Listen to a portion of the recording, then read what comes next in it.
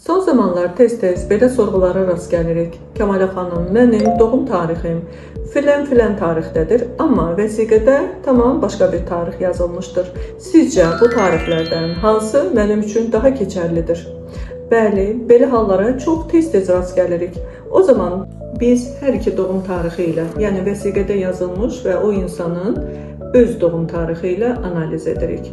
Və bu zaman hansı doğum tarixinin bu insanın həyatına daha çox təsir etdiyini bilə bilirik. Və mənim öz şəxsi təcrübələrimdən belə qənaətə gəlmişəm ki, bizə öz doğum tariximiz daha çox təsir edir və əlbəttə ki, təsadüfi heç bir şey yoxdur və sizin vəsiqənizdə yazılan doğum tarixi də təsadüfi deyildir və sizə analiz edən numeroloq bunu nəzarətdə saxlamalıdır.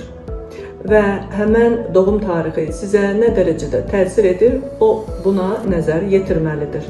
Amma mənim təcrübələrimə əsasən, əsas məsələ sizin öz doğum tarixiniz. Bundan başqa belə müraciətlərlə də üzləşirik ki, Kəmalə xanım, dəqiq doğum tariximi bilmirəm. Onu müəyyənləşdirməkdə kömək edə bilərsinizmi? Məsələn, həmən şəxs deyir ki, anamın, ailəmin dediklərinə görə mən ayın 6-sı ilə 10 arasında doğulmuşam, amma dəqiq doğum tarixi bilinmir.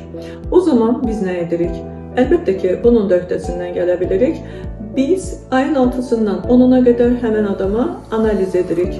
Doğum tarixini yoxlayırıq, sual-cavab edirik və həmən o sual-cavablar əsasında həmin şəxsin doğum tarixi çox müvəffəqiyyətlə və uğurla müəyyən olunur və sizlərdən də belə hallarla üzləşənlər varsa müraciət edə bilərsiniz.